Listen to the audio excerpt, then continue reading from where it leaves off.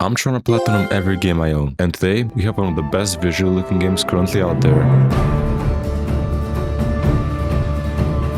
Released in 2025 and developed by Sucker Punch Productions, Ghost of Yotei is a sequel to Ghost of Tsushima, which is as visually stunning and beautiful as the second one. There are a total of 54 trophies and it is rated 3 out of 10 on the difficulty scale, so we should have a lot of fun getting them. So grab your snacks, grab your drinks, and let's get straight into the video. The story starts with a cutscene of us watching our family get killed by this group called the Yotei 6, led by this guy named Lord Saito, who stabs us in the arm and leaves us to burn on a tree along with everything around us. But we miraculously survive and flee to the mainland to try and get revenge on the people that killed our family. Those people are the snake, the Oni, the Kitsune, the spider, the dragon, and their leader Lord Saito, aka the tiger. Our first victim is the snake, which we learn that he is currently residing in a small village, and after we burn the house that he's currently in, we deal with some small fish before we finally get our hands on the snake. We manage to kill him, but in the process we also pass out, getting us our first trophy called the snake for crossing over the first name of our sesh. We thankfully wake up again and get on our horse to start our journey of hunting down the rest. We arrive back at our old home where we go through some old memories like playing tag with our brother and playing some shamisen with our mother, which she honestly kinda bad, not gonna lie. We then have a sparring session with our brother where we learn how to fight and get used to the controls, and after some more wholesome family bonding moments, we snap back to reality and get ready to hunt the remaining Yotei 6 members. We arrive at a nearby inn to ask for leads on the Yotei 6, and as the kind-hearted gentlemen they are, they kick us out of the inn. We quickly deal with them and we find out that Lord Saito has put a bounty on us for killing the snake, and we're also introduced to the Matsumaya clan, which is the main shogun clan that overlooks this island. We're also introduced to bounty hunting, in which we can take on other people's bounties and kill or capture them alive to get a decent amount of coins. But before we get into that, we arrive at a stable that we used to visit with our father, which is surrounded by Saito's men. After taking care of them, we arrive with the stable master to find and gather the missing horses. Once we round up all the horses, we get the option to choose which horse we would like to use throughout the rest of the game. And although all the other new horses looked good, I decided to stick with my old one since he's been there for me since day one, and also since he was the one that fit the most with my current outfit. After giving it a name, which I don't know why we haven't yet, we got a second trophy called naming a friend for picking a name for our horse. We then go after a bounty on a guy that tried to take Saito's life, and as a famous person once said, the enemy of my enemy is also my friend. We decided to go pay him a visit to see if he can help us take Saito down together. Once we arrive at his house, and after finally meeting him, we ask him to teach us how to use dual katanas. And I have no idea how he will teach us how to use dual katanas when he literally has one arm, but trust the process, I guess. For our first lesson, he decided to throw coal at us, and we're supposed to hit them with our left hand. Like I said, trust the process. Our next lesson is to cut all the bamboo only using our left hand, and as the pro bamboo slicer as I am, I miserably failed to cut them all. We spent a couple of days mastering and learning how to use our left hand,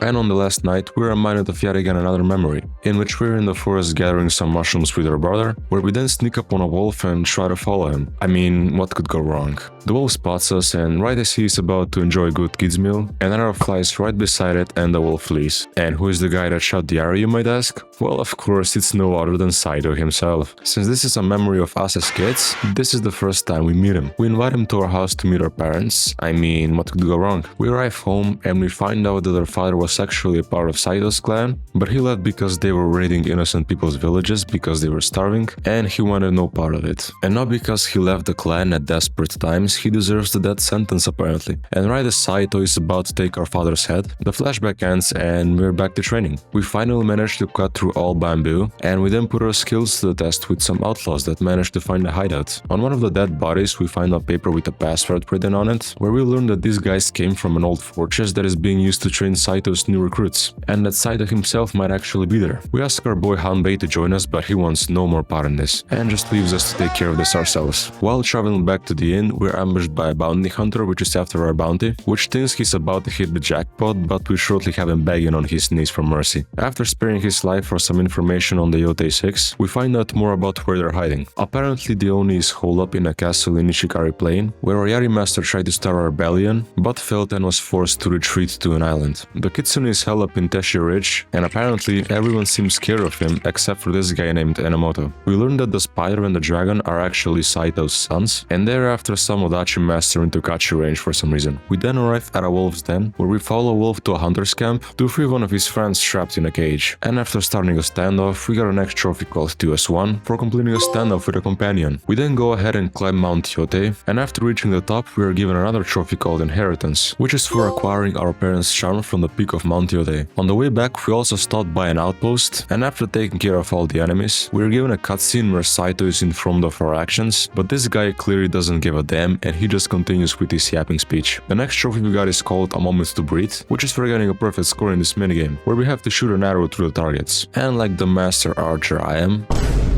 like I said, as the master archer I am, we get a perfect score on the first try and the trophy pops. The other tries were clearly AI, those were not me. After that we finally make our way to the Oni's region, and after arriving at the border and giving this guy some spare change, we are stopped by the Matsumai clan, and apparently we need a travel permit to pass. Luckily the homeless guy that we just gave some money to happened to have one on him. He used to be a lumberjack before the Oni's forces took over the region, and now he doesn't need it anymore, which is a win for us. While waiting for a permit to be verified, this guy shows up looking all tough in front of us, which apparently is also a lord in this clan. Anyways, we pay him no mind, and we finally get our permission to pass through. But right as we are about to leave, we are stopped by this guy again, and just as I was ready to throw hands, he just gives us our permit back. And coincidentally, we are also attacked by the Oni's forces. After taking care of the ones in front of the border, we go a bit further out back with this guy to take care of the remaining enemies. Once we track them down, we find them burning people alive, like some sort of a ritual for the Oni, and once we quickly take care of them, we set up a camp on the cliffside to rest. After some small talk, we find out that this guy is actually our brother and that he didn't actually die the day our parents were killed. Instead, some samurai found him and helped him get back on his feet, which grants us another trophy called Twin Walls for reuniting with our brother. The next day we arrive to one of the Matsumaya clan's camps, where we meet Commander Wada, who says that he doesn't need our help and instead just gives us some money and throws us out of the camp. We then arrive at Ayari's master's camp, which thinks we're just another bounty hunter, and after putting him in his place, he agrees to help us how to use the Yari as a weapon. Our first lesson is trying to catch some fish with our spear, which we only managed to catch one for the day, and this guy literally decides to take it and eat it by himself. I see how it is. The next day we catch a few more fish, and we are finally ready to proceed with the next lesson, which is actually learning how to use the Yari. Like, why didn't we do this in the first place? Once the training is complete, we put our skills to the test with some Oni raiders, and once they're all taken care of, we are finally given our very own weapon. We then go meet up with this bomb maker called Ina, which teaches us how to use bombs, and while taking care of some Oni raiders, we get our next trophy called Brush Fire for killing an enemy by catching the grass on fire. After that we help Tina with getting back a stolen shipment that the Oni Raiders stole from her, which got us our next trophy called Gift for Destruction for helping her retrieve the shipment from the Oni Raiders. We then take on a bounty called the Mad Goro, who apparently stole the Oni's musket, and we believe that by capturing him alive, we can meet up with the Oni face to face to finish the job. We sit down at a nearby inn to get some more information on this guy, and also our brother shows up. He says he wants to help us track down this guy, so we tell him our plan, and after finding out his last known whereabouts, we go and track him down along with our brother, and after a long pursuit, we have our final duel with him and capture him. But before we take him to the Oni, Jubi wants to take him in for questioning to his commander, and he makes us a promise to return him and the musket back to us in a couple of days. In the meantime, we go and take care of some more outposts, where we got our next trophy called the Horror for making 20 enemies collapse in fear using our ult. After a couple of days, we meet up with our brother again, but Mad Goro is nowhere in sight. It turns out Commander Wada has other plans for him and decided to keep him locked up. We still get the musket though, so we have to improvise on the spot. And if we can't bring Goro to the Oni, then why not just bring our brother as a prisoner instead? I mean, he is a high-ranking member in the Matsumaya clan after all. Well, that's exactly what we decide to do. With a mask on to prevent ourselves from getting recognized, we arrive at the Oni's castle with the musket and our brother tied up. We finally meet face to face with the Oni. They take our brother and we're escorted to the main headquarters to receive our reward for returning the musket, where we then see a katana that reminds us of a past memory. Apparently, our brother tried to use this katana to slice the Oni's head off, but he just ended up getting humbled. And in order to save our brother, we then rush out, take the katana, and hit a nice clean cut on his face. Right as we're about to escape with our father, he gets killed in front of us by the Oni, and that is where the flashback ends. We decide to take the katana as a reward along with the money, and the Oni doesn't seem to mind. So I'd pretty much say this is a mission passed. We are then escorted out of the castle, but we still need to rescue our brother, which is trapped inside. Thanks to one of the guys that we beat up in a friendly battle, we took his keys and used them to free our brother. We then circle around and find our way back into the castle to finish finish off the Oni. Once inside,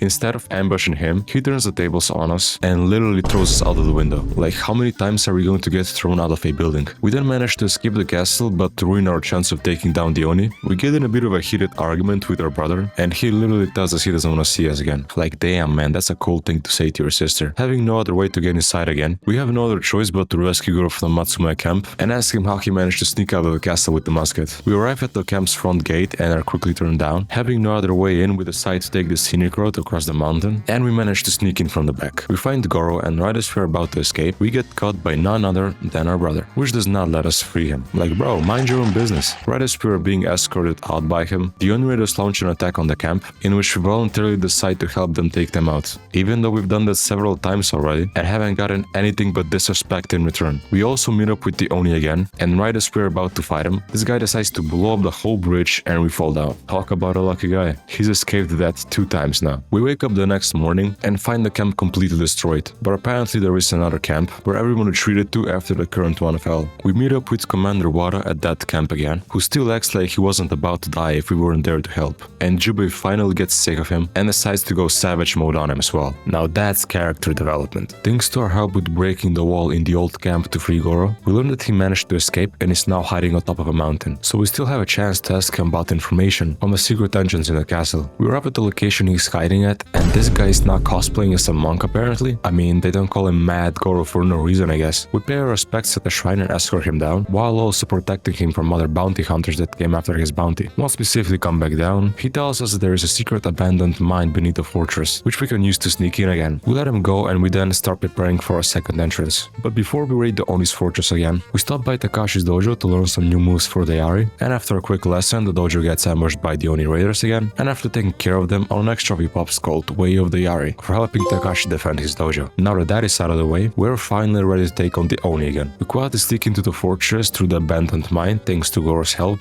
He really is the goat. Once inside, we finally get our proper duel with the Oni, where he grabs us by the neck, and yep, you guessed it, he throws us out the window again. We really gotta visit the chiropractor after this, bro. We then enter the second phase of the boss fight, where we finally managed to beat him, and we got our next trophy called Very Persuasive, which was for interrogating 10 enemies, and I wouldn't call this exactly an interrogation, but we'll take it. We then bring him in front of everyone and slice his head off, and we also got another trophy called the Oni for actually beating him this time. While I was going after a bounty, I accidentally went into photo mode, which granted me another trophy called Memento. We then arrive at Yoshida's dojo, which is the guy that pissed off the Saito brothers, and he helped us learn how to use another weapon called Teodachi, which is a pretty long katana that makes you feel like your guts when fighting with it. And we are yet again ambushed by Saito's men, and after dealing with them in the dojo, we go together with Yoshida to take out their camp that they set up pretty close by so that they don't come back again. Once we clear out the camp, we ask Yoshida why the Saito brothers are after him, and he tells us while he was in a battle, he acted dead and held his breath so that the spider can get close to him, and when he finally approached him to put a bullet in him, Yoshida swung his Odachi and almost sliced him in half. While the spider was screaming in pain, Yoshida took his chance to escape, and the dragon tried to shoot him with a musket but he missed, so Yoshida managed to get away. So because this guy outsmarted both of them, they got mad and decided to go all out on him. Like damn,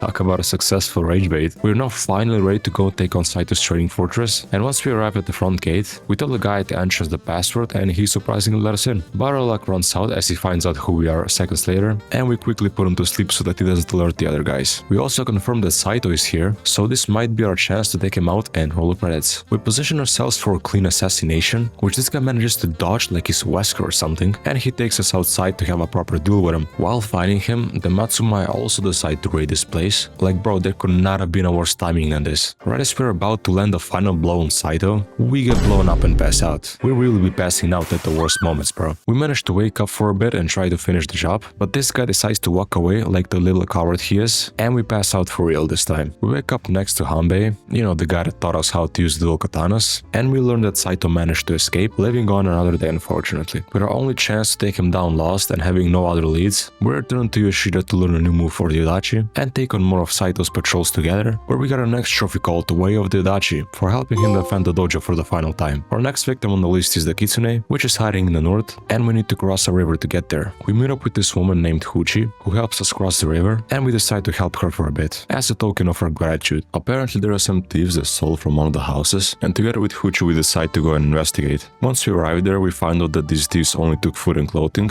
and thinking that they are just people in need of help, we decide decide to track them down and offer them a place back home. We then meet with Huchi's son, and he asks us to go help her find some herbs. We find her sitting below a mountain, where we also hear a bear cub crying out for help. So we decide to go help out the little bear, and apparently her mother got crushed by the falling rocks, leaving the bear cub alone. We decide to take it back to the village with us, and after showing the bear around, we get a little curious because bears aren't exactly domestic animals. Well, maybe in Russia, but that is an exception. After asking Huchi what they will do with the bear once it grows up, she literally says with a straight face that they'll just kill it as some sort of a ritual. Like, why even keep it around in the first place if you're just gonna kill it later on? She invites us back to her home, where we get our next trophy for sharing a meal with her. We finally make our way towards the snow region, where we are tasked with safely escorting these merchants back into town. But we get ambushed by the kitsune and his man called the Nine Tails. We then get poisoned with a kunai, where we start to hallucinate. We then wake up with all the Nine Tails around us dead, and we go to find this guy named Enomoto to help us learn how to use a new weapon. We also learn that this guy has a grandson that is trying to take him out, because apparently he didn't want to teach him how to use this weapon, and so he decided to join the Nine Tails. Our training begins with us climbing a mountain and trying to use our weapon in the freezing cold, where we fail to break even a single target, but after taking a cold bath and channeling our inner self, we overcome the cold and we manage to take Enomoto down. Now with our final lesson completed, we got ourselves a new weapon and a trophy along with it called Tools of a Warrior for acquiring all melee weapons. We then traveled to a nearby inn to get a lead on the kitsune, and thankfully we didn't get thrown out of the window this time. We eavesdropped on a couple of Matsumai to learn where he's hiding, and after gambling with them for some information, we're told to go speak with their commander upstairs. And once we get in his room, where we catch him almost butt naked, talking about some take off your clothes, like come on bro. After seeing that we're not the guests that he was expecting, he doesn't want to provide us with any information regarding the kitsune. And right as we're about to leave, we hear one of the girls playing a song on the shamisen, which reminds us of a song that our mother used to play. And those guys that we gambled with earlier, they try and disrespect the song, and they end up catching these hands instead, along with everybody else in the inn. We then almost get arrested, but the lady that was playing on the shamisen saves us and tells us that she might have a lead on the kitsune. We arrive at the location and follow some Nine Tails, hoping that they will lead us to their hideout. But instead they end up ambushing us instead, and we lose our lead. But not all hope is lost, as we find a piece of paper on one of the dead bodies that leads us to one of their hideouts, where we find yet another piece of paper with some symbols on it. Apparently these symbols are being used by the Nine Tails as some sort of an instruction manual on how to get around their puzzles, so this might come in handy. We then try and get a lead on the kitsune again by sneaking in the room of the Matsumai commander from previously, and we find out that they are meeting up with an informant that might potentially have some new leads. We quickly arrive at the location of the informant, and we get dressed up as waitresses to avoid any suspicion. And in order to get him to talk, we poison his drink, and after some problematic digestion, he tells us that he'll tell us everything he knows. We show him the symbol that we found on one of the Nine Tails bodies, and he tells us that he saw that exact symbol at a dye house nearby. We arrive there, and after solving some puzzles, thanks to the instruction manuals the Nine Tails kindly left for us, we save the trapped prisoners that the Nine Tails were keeping in the basement, and we also find one of their locked boxes. After opening it, we find a note with a list of ingredients for making poison and a harvesting site, which we think that might be where the kitsune is hiding. We go to investigate the place, but we find out that the Matsumai already set up a camp there, so we quietly sneak in through their camp and slip into the forest. After some more puzzle solving, we finally arrive at the harvesting site, where we confirm that the kitsune is there, and right as we're about to sneak in and assassinate him, the Matsumai suddenly arrive and ruin the surprise, so we gotta go kill him the old-fashioned way. We make our way to the main building where the kitsune is waiting for us, and while fighting him we get poisoned for the second time. We fall down, and right as we're about to die, thankfully Oyuki comes in and saves the day, but we still end up passing out. And I think Katsu should have the Guinness World Record for most amount of times passed out at the most important time. We wake up learning that the kitsune managed to escape, and we follow Oyuki out of the forest while also hallucinating and hearing voices around us saying not to trust her. We were then shown another memory where our mother gets hanged by the tree, and after Saito orders the kitsune to bring us to him, she instead cuts the ropes and leaves us to escape. Once we were brought back to life, we start to catch on everything and realize the kitsune that day was actually her. She leaves us a note with the location and asks us to visit her there once we are properly rested, so that she can explain everything. Once we regain our strength, we go to the location on the note, and that is where we find her. She tries to explain herself, but we are not listening to any of her lies, and we immediately start throwing hands at her. Right as we're about to defeat her, she says that if we kill her now, we will be doing Saito a favor, because without her help we can't defeat him, and he knows that. She said that she will teach us how to resist the toxin that the kitsune poisons us with, so that we may have a chance to kill him and make Saito vulnerable. We decide to take our chances and let her train us. Apparently the current kitsune was one of her top students, and after she disobeyed Saito's orders to bring us to him that day, she was kicked out of her position and was forced to teach the other Nine Tails her family's shinobi techniques. She thought that if she told her top student the plan to take down the Yotei 6, he would help her out. But instead of helping her, he took this opportunity to snitch on her and became the current kitsune as a gratitude to his loyalty. We then fill up the whole area around us with toxins, and we spar with Oyuki again, where we overcome the toxins effects, and now we are ready to take on the kitsune. We also decide to forgive Oyuki for that day, since she helped us out a lot and we trust her to have her back, which grants us another trophy called the one behind the mask for sparing her life. We go back to the inn to meet up with Oyuki, but we find the place completely destroyed by the kitsune as a payback to what we did to his harvesting site. We begin searching around for clues, and we find a little kid hiding inside one of the walls. And why are the walls retractable? I don't know, don't ask me. The kid tells us where his new whereabouts might be, so we quickly make our way to the new hideout, and after some more puzzle solving, we meet with the kitsune again. We take him down together with Oyuki, and we get our next trophy called the kitsune for sending Saito's spy master into the shadows. With the Oni and the kitsune now dead, we are now going after the Saito brothers. We return back home and meet with Jubei, where we get another flashback where we are standing on a cliffside, and right as we're about to get shot by the spider, our brother jumps in and takes a bullet for us, and falls off the cliffside, making us think he's dead. Which honestly, I would too, there's no way we're surviving that type of fall. Oyuki also comes along, and we introduce her to her brother, which after finding out she's the kitsune, he also almost crashes out as well, but we manage to calm him down and convince him to let Oyuki help us. She tells us that the Saito brothers are gathering near the Oshima coast, where they plan to attack the main Matsumaya castle. We quickly make our way over there and we find nothing but dead bodies, and it looks like the Saito brothers have already managed to get inside. We regroup with Jubei and try to fend off as many of Saito's men as we can, but unfortunately there is too many of them and we have to come up with another strategy. We decide to wait until midnight until the battlefield has calmed down, and after night falls, we use Jubei as a distraction to ambush them, where we also get a new ranged weapon, which grants us the trophy called They Came for acquiring all ranged weapons. We then take on a small group of enemies, and after dealing with everyone,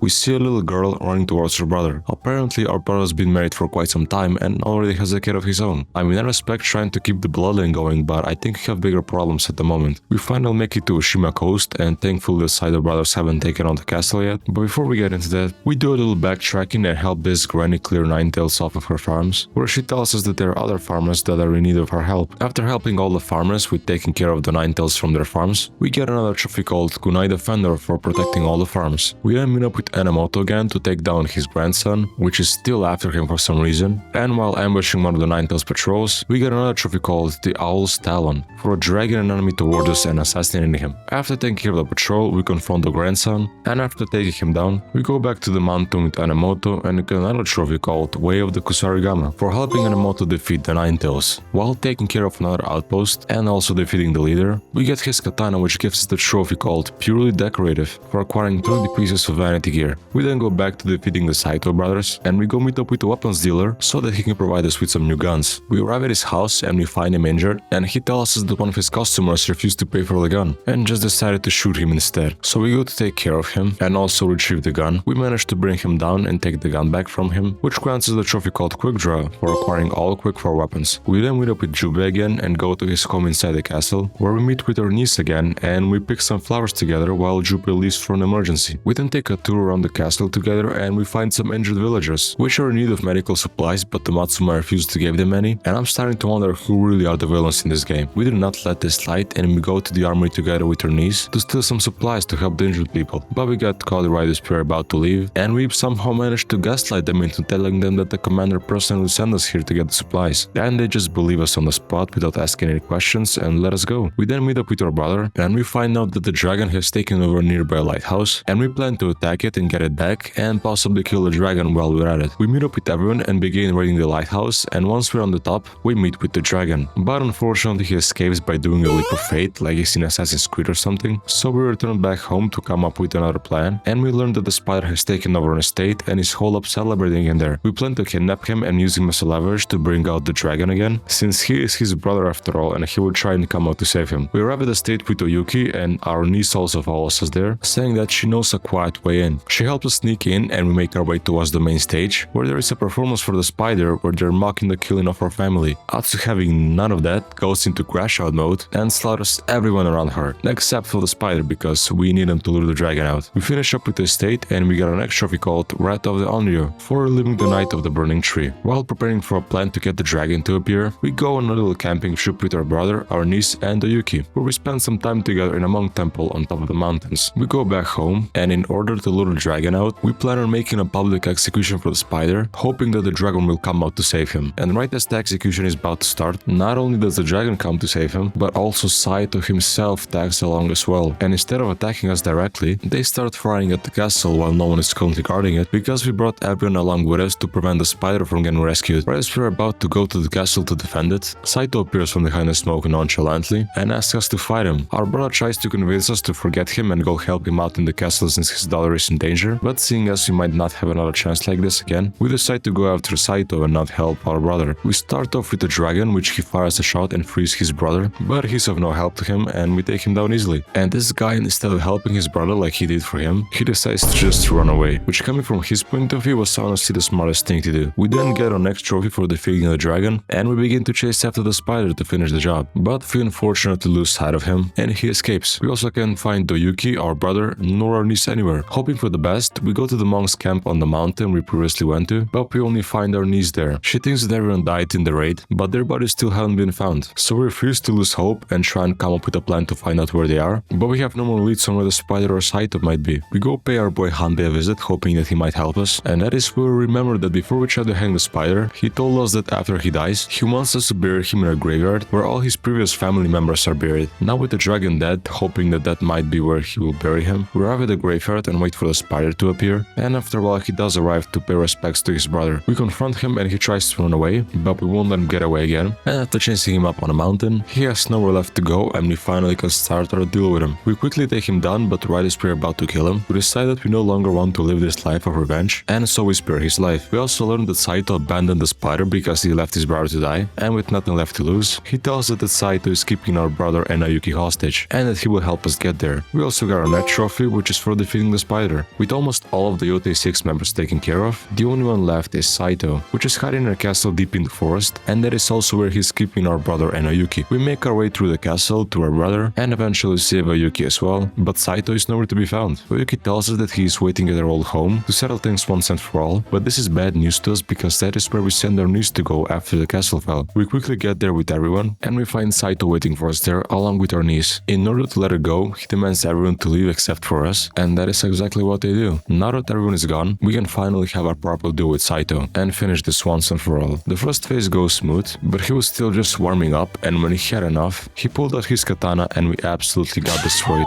I guess we weren't really ready after all. Right as we're about to die, our brother comes in to save the day, but he also gets destroyed. After seeing our brother get killed for a second time, we're not letting this guy get away with it again. So we stand up, lock in, and we finally deliver the killing blow, and we also stab him in the tree like he did to us 16 years ago. Now that is karma at its finest. We managed to kill him, but sadly our brother does not make it, and it's kinda sad considering he had a daughter. But since we're no longer on the path of revenge, we leave that life behind and take in our niece to take care of her now that her father is gone, and thus completing the story, which grants the trophy that only rests. Now that we have completed the story, we can move on to the other trophies, one of those being gifts for a ghost for collecting 8 offerings that people left for us. We then get another trophy called Fireside Performance, which we get for playing a shamisen song while camping. The next trophy we get is called From One Ghost to Another, which we obtain after completing a secret side quest that revolves around the main protagonist of the first game. Apparently he spent his last moments of his life on this island, and we go and try to find his old katana, but after finding it we get ambushed by Ninetales, and they take the katana from us, but we manage to catch them and take the katana for ourselves, which gives us the trophy. Our next trophy on the list is called Unrivaled, which we have to defeat this guy named Takezo the Unrivaled, who apparently hasn't lost a single duel in his life. Yeah, I'm not sure he'll hold up to his name any longer after we're done with him. In order to get to him, we first have to defeat all of his students to get his attention, and after taking care of all of them, we meet up with Takezo where we defeat him in a duel, and he tells us to meet him at the peak of Mount Yotei for a rematch. Once we get up there and begin the second fight, we also get another trophy called Charming for upgrading 20 of our charms. Basically how the charm upgrade system works is you do certain tasks related to the charm, and it automatically upgrades them to another level. After taking care of him and not breaking a sweat, we finally defeat the so-called Unrivaled Takezo and the trophy pops. We then get our next trophy called Like Father Like Daughter for fully upgrading our katana. And now we have one of the worst trophies in the entire game. like mother, like daughter, which we get after learning all shamisen songs. Now you may be wondering, how can learning a few songs be the hardest trophy? Well, it's not like it requires any skills or anything, but instead it requires one of every trophy hunter's worst nightmare: good RNG. Now, there are a total of 8 songs you can learn. Some of them you get after completing a quest, some of them after collecting a certain amount of collectibles, but one of them requires you to set up a camp and be joined in by a random NPC so that he can show you how to play the song. Sounds easy on paper, right? I mean, how hard can it be? I just need to set up a few camps and cycle through all the NPCs until I eventually get them, right? Well, not exactly. You see, when you set up a camp, it is not 100% guaranteed that you will get someone to join you. And if someone decides to join you, it is not 100% guaranteed that it is going to be the NPC you need. So I set up camp after camp, switching places over and over again, and not a single NPC showed up.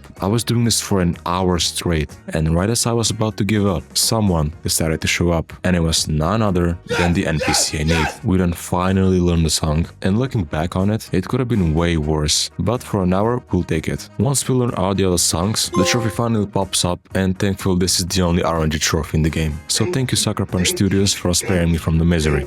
The next trophy we got is called For All Occasions, which we get for acquiring all pieces of armor. For the final armor, we had to complete all hospital locations, and I am not showing that footage, since YouTube will be more than happy to take down my video. Moving on to our next trophy called Moments of Reflection, which is for completing 30 Altar of Reflection locations. After that we move on to the 40 Living trophy, which we get for completing all outpost locations. The next trophy is called You Drop This, for disarming an enemy and throwing his own weapon at him. We then go after another trophy called Master Bounty Hunter, which is for completing all bounties. The last few trophies are more collectible miscellaneous trophies, with the first one being called Trickster Fox for solving all 9 Dell puzzle boxes. Basically these things are locked boxes and you have to drag these lines to unlock the box. Some of them are pretty annoying and I had no idea what I was doing, but we managed to complete all boxes and we get the trophy. The next trophy is called An Artist's Eye for completing all these paintings, which were also really fun collectible, where you had to manually draw on this paper, and even though some of them ended up being a bit questionable, you can't put a beauty ranking on art. Our next trophy is called Guardian of Inari, where we have to follow these foxes and help free their friends from the hunter's cages, and once we free the last one, we get the trophy. We then get another trophy called Wolves of Eto, which is pretty much doing the same thing, but we are freeing wolves this time, and also by freeing all of them, not only do we get our trophy, but we also got a new pet wolf as well. The next trophy is called Body, Mind and Spirit, for completing all bamboo strikes, shrine climbs and hot springs. We then move on to the next trophy called Child of the Mountain, for completing all of these mini puzzles. Our next trophy is called Speaking with the Land, which we get for blowing down in front of these signs placed throughout the map, and with that we're done with all the collectible trophies, and now we can move on to the final miscellaneous trophies, one of them being called Sayonara for kicking an enemy off a cliff, which was pretty funny. Next up we have Wolf Bait, where we need to throw a sake ball at an enemy, and then a wolf comes up and takes him out, giving us the trophy. The next trophy is called Sake Flight, which is another easy trophy where we have to pick up 10 sake bottles. We then go after another trophy called Spear Fishing, where we have to spear 5 fish with our Yari. Thankfully the fish from the training previously count as well, so we just need to spear 1 more fish, granting us the trophy. The next trophy we need to get is called Good with Coins, which we get for winning a charm while gambling. Now, like previously, it doesn't sound too bad, and the game you need to play is basically trying to hit as many coins as you can, but you can only hit 1 coin at a time, and if a coin falls, or if you hit more than 1, then you lose your turn, and then it's your opponent's turn. Now, I've played this minigame previously, and I've beaten it first try every time, but for some reason, the game decided to amp up the difficulty to the highest, and every time I lose my turn, it's pretty much a game over. Since my opponent just completely obliterates me and takes all the coins without a fail. If you fail even a single time and lose your turn, then you might as well give up and start a new match. And like that wasn't annoying enough, each game costs 1,000 coins to play, and you can pretty much guess I lost thousands of coins. Partly because of my bad skills, sure, but it is still so unfair that you need to finish the game perfectly, or else you lose your turn and your opponent beats you 100% of the time. After an absurd amount of attempts, the game finally decided to calm down a bit and lower the difficulty, but instead of just making it a bit easier, it just completely